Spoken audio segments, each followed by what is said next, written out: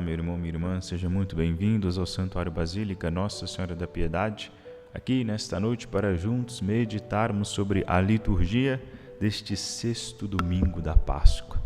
Ainda estamos na alegria de festejar esse dia que não tem ocaso, o dia que não finda nunca, o dia da ressurreição da Páscoa de nosso Senhor Jesus Cristo.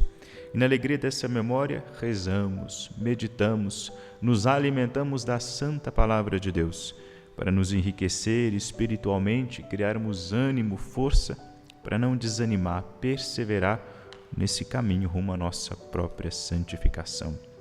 E para nos prepararmos bem para celebrarmos este sexto domingo, esse sexto domingo da Páscoa, vamos aqui meditar a liturgia da palavra desde agora, para quando chegar no domingo, ao comungarmos do corpo de nosso Senhor Jesus Cristo, nós temos o que dizer a Ele, nós tenhamos o que falar com Ele, nós já sabemos quem virá a nós, a quem Ele virá, e quais os efeitos desta Eucaristia queremos receber, os efeitos da presença do Cristo em nós.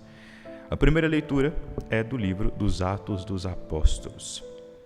Começa dizendo, dizer sobre aquela querela que teve sobre a questão da circuncisão. Qual foi a resposta, qual foi a meditação, o que isso significa para nós. Naqueles dias chegaram alguns da Judéia e ensinavam aos irmãos de Antioquia, dizendo: Vós não podereis salvar-vos se não fordes circuncidados, como ordena a lei de Moisés. Então já começa nos dizendo, relatando um problema. O pessoal da Judéia, judeus convertidos ao cristianismo, começaram a ir nessas regiões predominantemente pagãs e pregar aquilo que era próprio da lei judaica, que era a circuncisão. Problema, parece porque os apóstolos vão ver isso como problema, porque não é constitutivo mais da fé professada em Cristo. Então vai ver essas pessoas lá, e olha que interessante, o Espírito Santo que vindo sobre nós, vindo sobre os cristãos, que os clareia as coisas, dá a eles o conhecimento de tudo. E a pessoa que profere muita bobagem, que age aqui, provavelmente aqui estão agindo conforme os achismos deles. Se Moisés disse isso, então continua valendo isso até hoje, ainda com uma visão obscura da realidade. São pessoas convertidas ao cristianismo, não é uma ameaça vinda de fora da igreja, de fora da comunidade cristã. Mas aqui nós nos deparamos com uma ameaça que parte de dentro. Continuando, isto provocou muita confusão. Se provocou confusão é porque parece que eles foram catequizados, cristianizados no seguinte sentimento: não é mais necessário a circuncisão. Chegam agora os cristãos da Judéia e vai dizer, é necessária a condição para se salvar. Se não for circuncidado, não há salvação mais. O que parece um pouco contraditório, sendo que para se salvar, Paulo pregava isso, era necessária a fé em Cristo. Isso provocou muita confusão e houve uma grande discussão de Paulo e Barnabé com eles. Paulo vai combater terrivelmente isso. Basta que nós leiamos, por exemplo, a carta aos Gálatas. Eles finalmente decidiram que Paulo, Barnabé e alguns outros fossem a Jerusalém para tratar dessa questão com os apóstolos e os anciãos. Eles vão lá buscar a autoridade eclesiástica, vão buscar os apóstolos.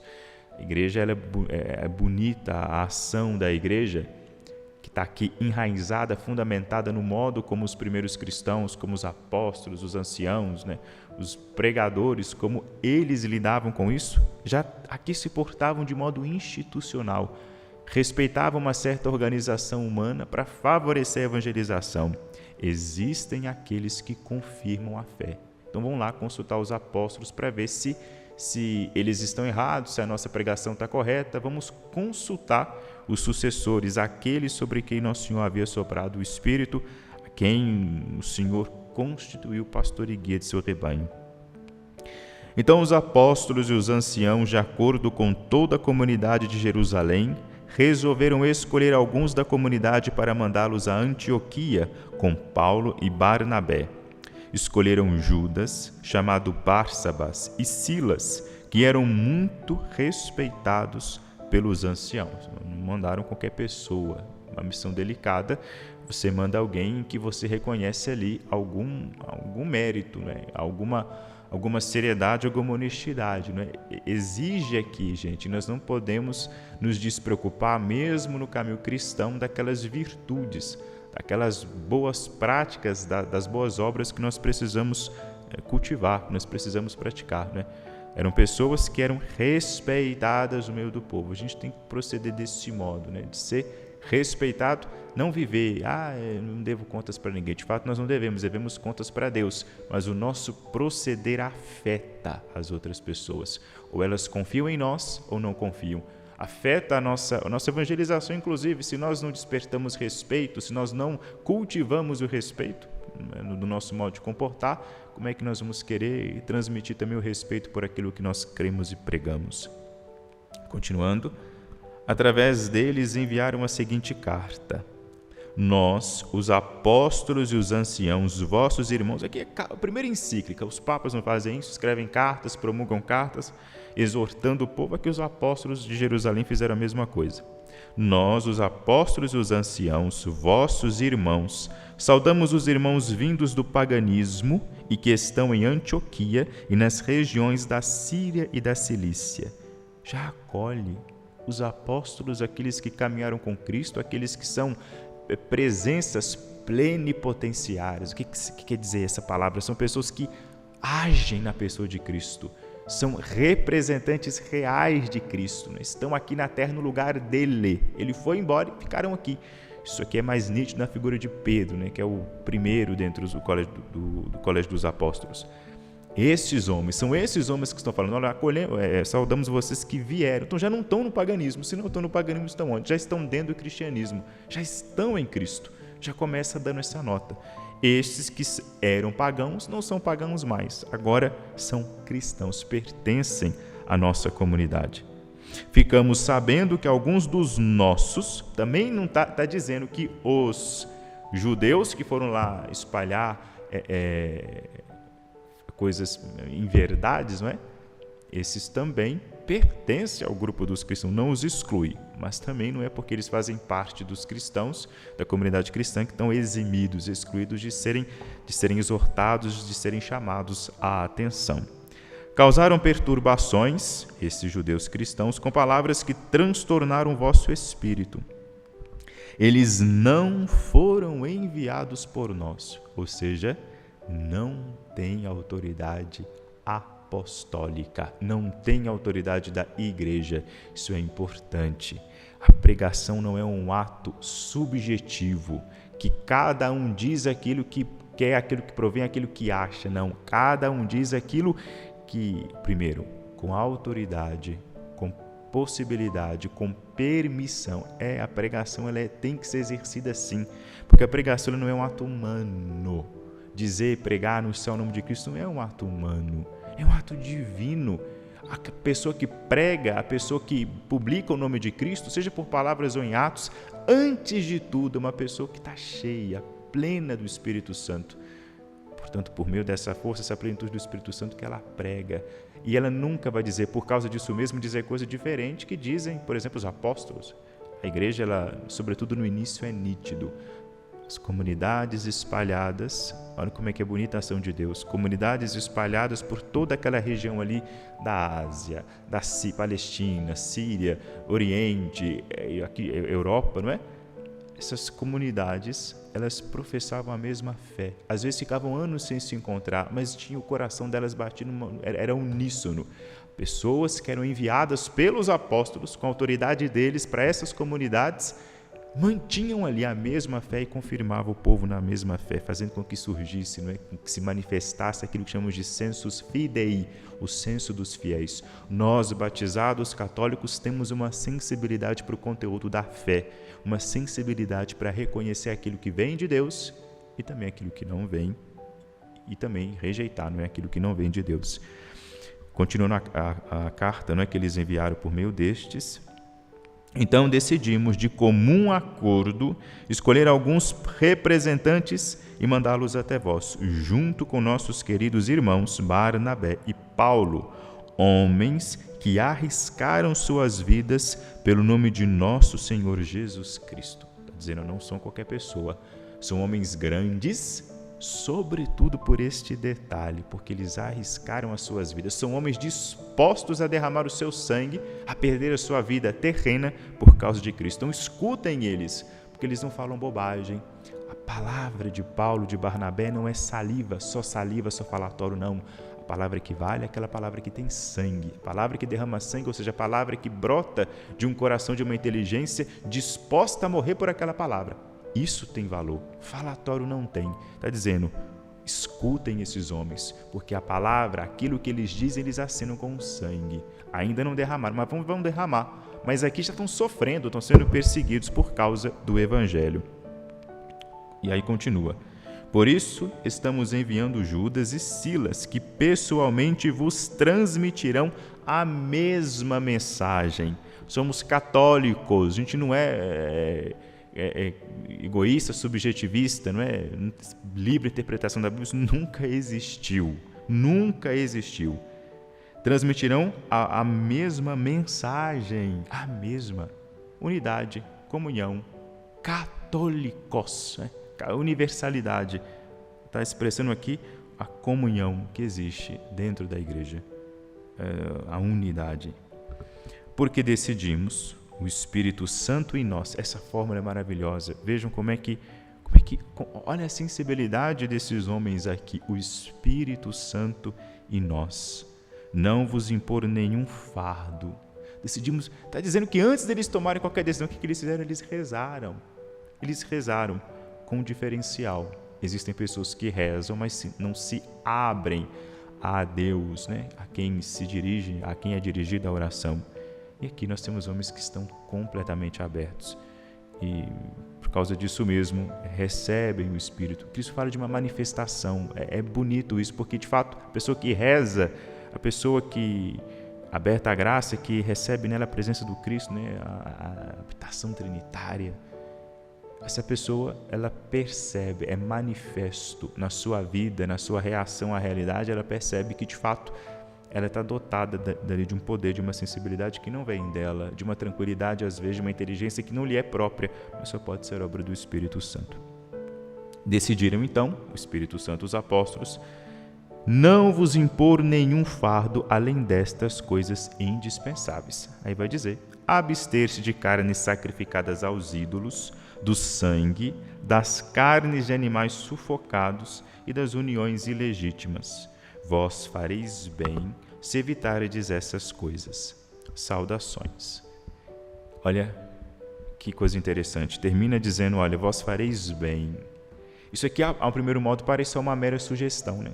Está dizendo, não vamos envolver com essas práticas pagãs para não causar escândalo, porque causar escândalo é ruim. Imagina ver alguém que está ali, cristã, professa a sua crença em Cristo e está se misturando com costumes pagãos, está se misturando com coisas. O povo que vê que não é convertido vai falar, se eles fazem isso, qual que é o problema? Está tudo bem, né? É tudo a mesma coisa, né? Não importa se eu sou católico, se eu sou isso, se eu sou aquilo. Não, está tudo misturado, tudo junto e misturado e acabou. Então não tem problema eu fazer isso, eu fazer aquilo, vou continuar católico do mesmo jeito. Não vai. Porque ele está dizendo, fareis bem se evitardes essas coisas. Fazeis bem, ou seja, se vocês fizerem isso, é bom. E se não fizer, não é bom. É mal. Vocês lembram lá da parábola da passagem do jovem rico, né? Ele vai dizer, bom mestre. E Jesus que vai dizer, por que me chamas bom? Só Deus é bom. Se é bem, fareis bem, ou seja, fareis a vontade de Deus. Se assim procederdes, caso contrário, não a farão. O Salmo responsorial, né? Essa oração bonita, o Salmo 66, canta já no seu refrão, que as nações vos glorifiquem ao Senhor, que todas as nações vos glorifiquem, chamando aqui a atenção para essa universalidade, na qual todas as nações, conhecendo o Evangelho, glorificam a Deus.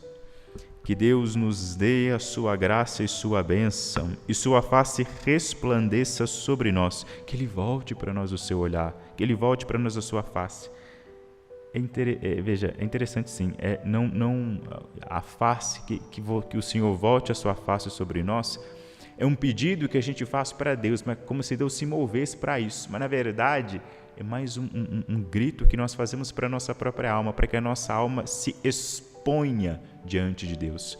A gente se esquece disso. Não foi Deus que virou a sua face para nós, que virou as costas para nós, que se escondeu de nós. Fomos nós que nos escondemos de Deus.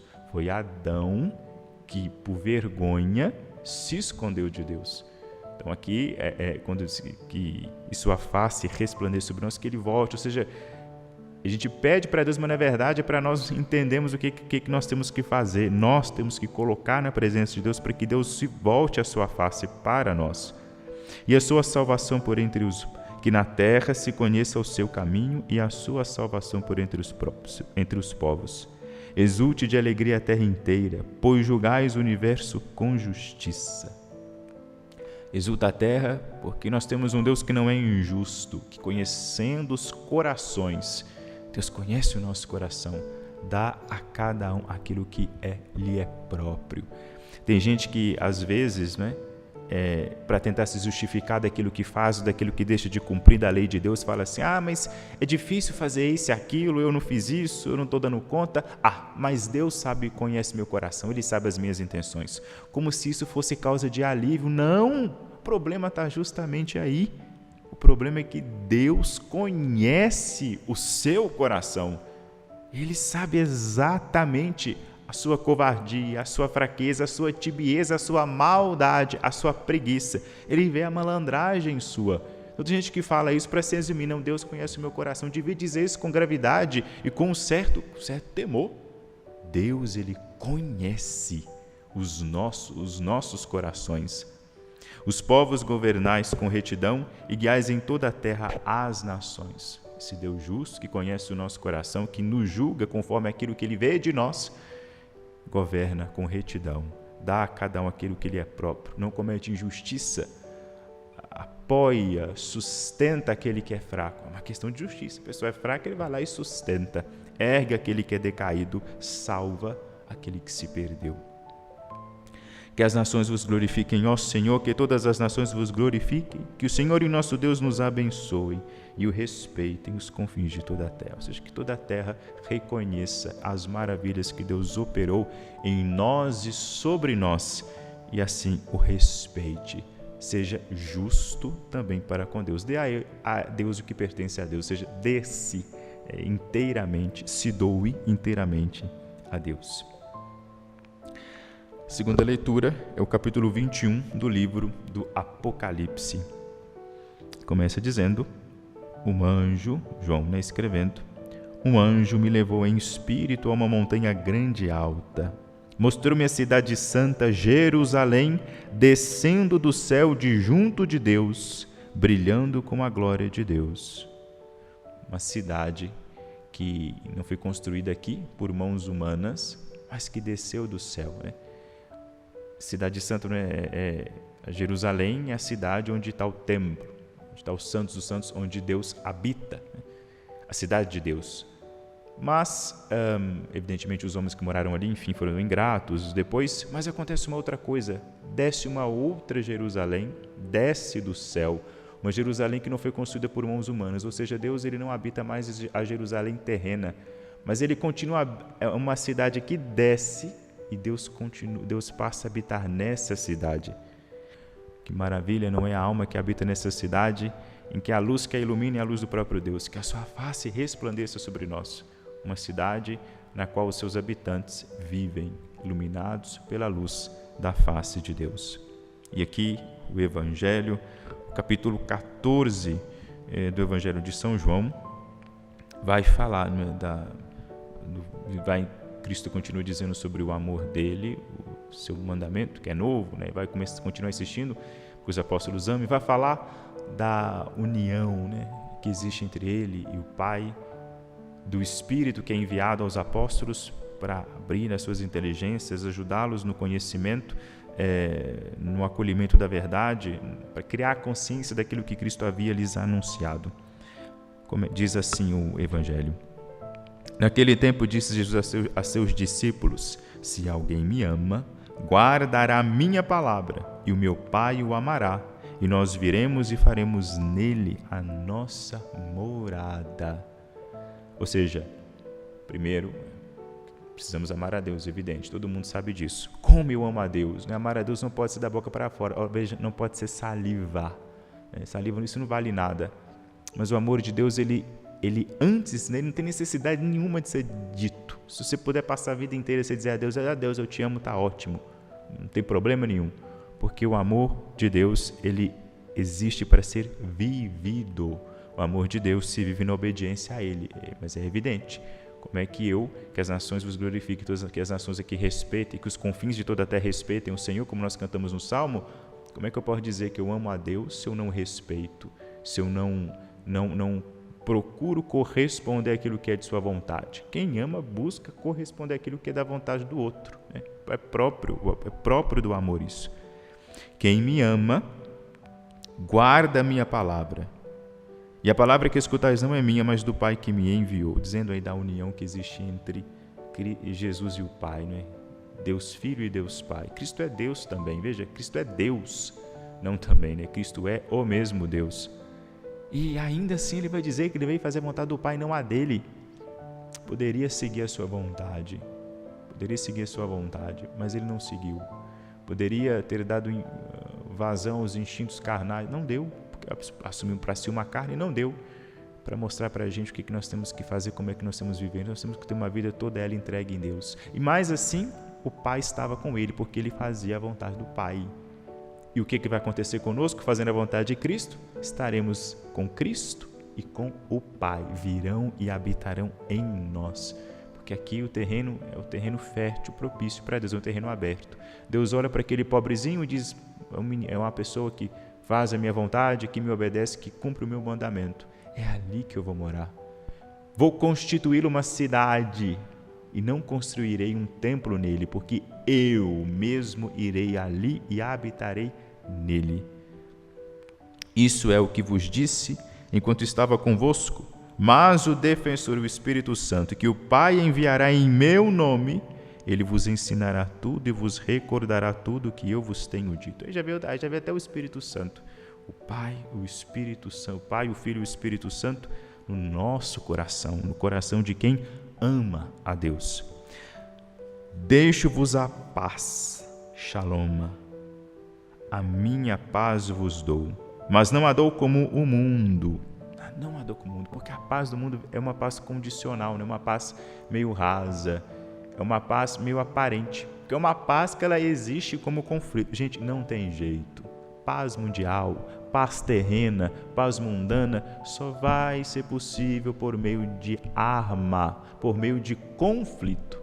Paz mundana nunca vai ser alcançada plenamente, totalmente, porque a paz mundana depende de uma coisa chamada homem, ser humano, e o ser humano, para ser reto, correto, depende da luz de Deus. Depende, porque senão ele é falho, ele pode querer fazer o bem, fazer o mal. Isso acontece muito. Quantos não são os que caem nessa armadilha? Nós todos, tantas vezes fazemos isso, só que as nossas ações não têm consequências grandes. A dos poderosos, dos políticos, chefes de Estado, tem. As idiosincrasias deles deixa de ser idiosincrasia porque afeta o mundo inteiro, né? Nos afeta.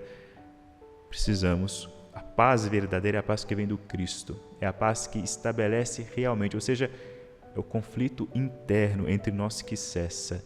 Se existe mais homens pacificados por Cristo, podemos estar mais próximos da paz verdadeira aqui na terra, mas nunca conseguimos chegar à totalidade.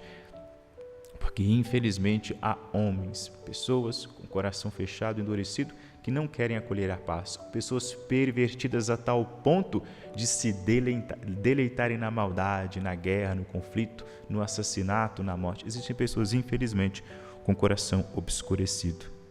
Não se perturbe nem se intimide o vosso coração. Nosso dizendo: ouvistes que eu vos disse, mas voltarei a vós. Não fiqueis aflitos, a coisa não está perdida. Mantenham a esperança viva. Eu vou, mas eu voltarei a vós.